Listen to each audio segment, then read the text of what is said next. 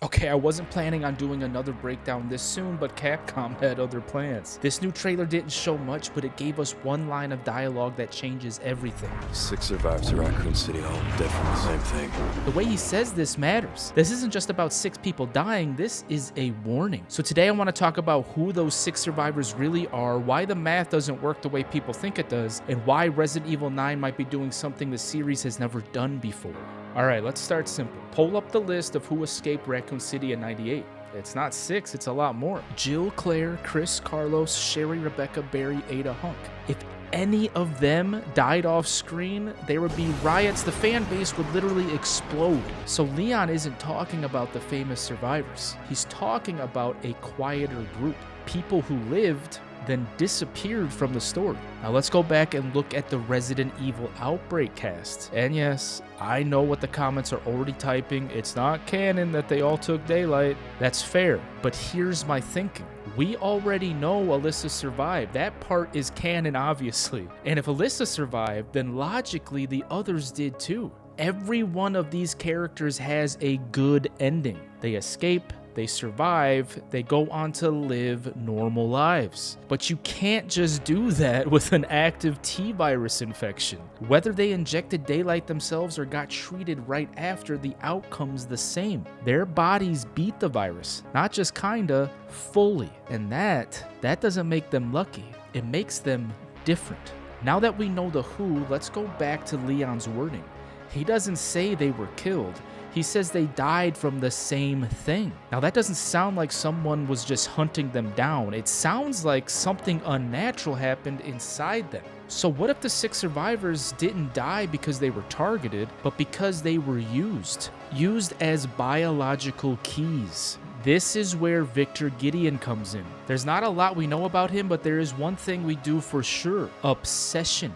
He is obsessed with Elpis. Now, what is Elpis? I think it's when you take an advanced T-virus he most certainly harvested from the ruins of Raccoon City, and you marry it with the blood that contains daylight. Gideon isn't trying to recreate the T-virus, he's trying to finish it, trying to perfect it. Elpis is an evolution. The Outbreak survivors weren't immune, they adapted.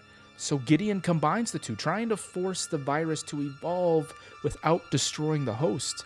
And for a moment, it works. The infected don't lose everything. They repeat habits, they mimic routines, they hold onto fragments of who they were.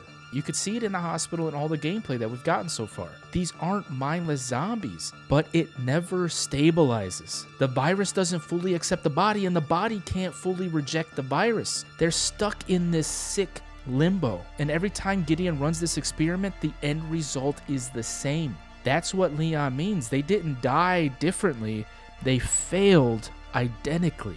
And yes, what we are seeing is an outbreak.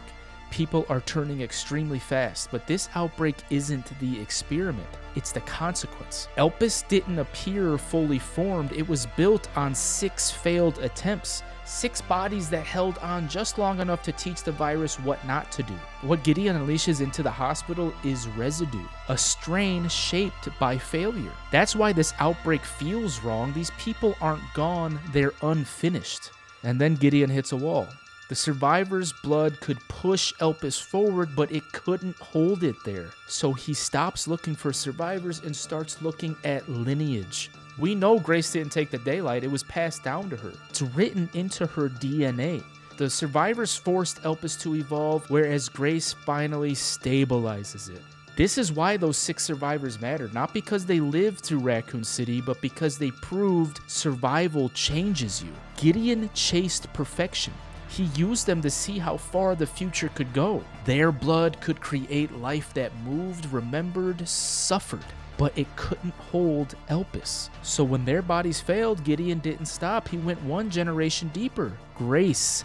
Grace is the key to fully unlock Elpis. So when Leon says 6 survivors are dead, he's not reacting to another outbreak. He's realizing those people were hunted, studied, drained. Raccoon City didn't end with survival, it rewrote what survival meant, because this time, the virus isn't just spreading, it's deciding who survives.